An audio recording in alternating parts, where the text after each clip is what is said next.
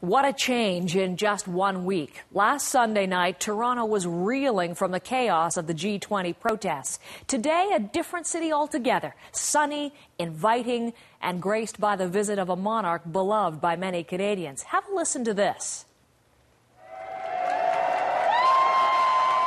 Big cheers from the big crowds. It was a full day for Her Majesty. Joanna Rumeliotis is at the racetrack where the Queen took in the Queen's Plate. Joanna.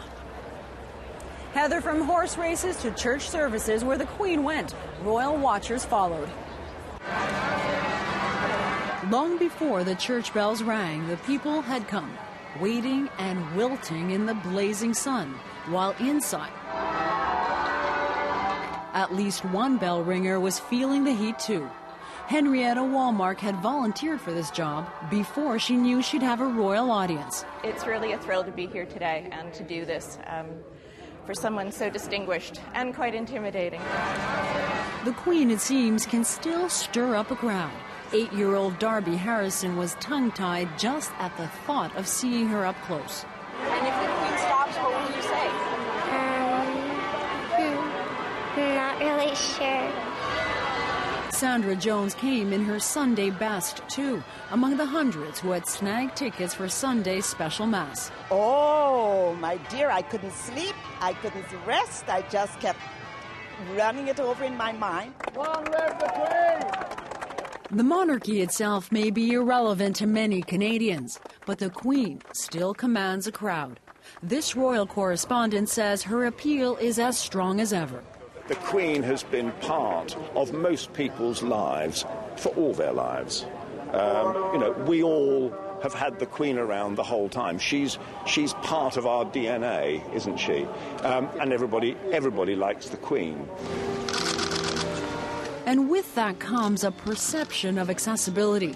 Despite the pomp and circumstance, even the Archbishop of Toronto says she seemed so, well, ordinary when they chatted earlier about the weather, the music, architecture, schools. Except she's the Queen. Yes, except she's the Queen. A Queen that some people wanted to get too close to.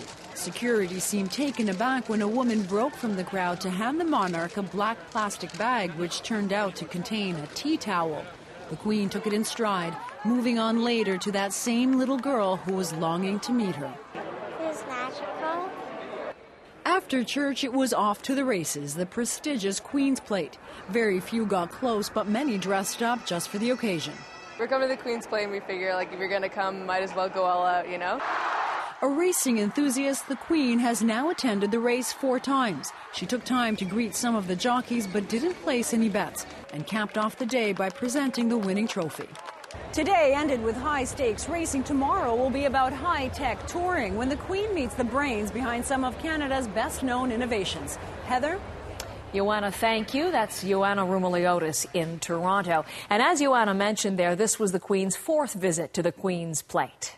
And Her Majesty, accompanied by... Back in 1959, the 33-year-old Queen was guest of honor. She and Prince Philip visited again in 1973. Prior to today, their last visit to the Queen's Plate was in 1997.